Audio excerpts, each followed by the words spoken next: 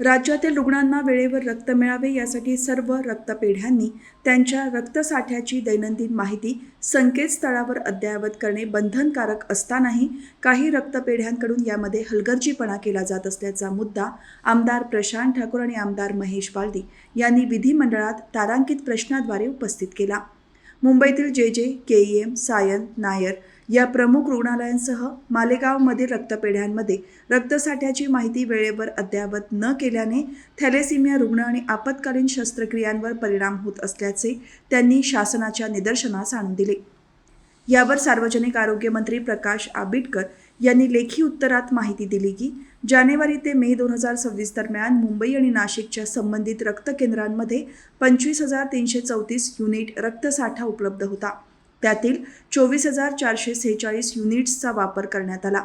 तसेच नियमानुसार थॅलेसिमिया रुग्णांना सर्व शासकीय आणि अशासकीय केंद्रांवर मोफत रक्त देणे बंधनकारक असून या विलंबामुळे रुग्णांची अडवणूक झाल्याची कोणतीही तक्रार प्राप्त झालेली नाही।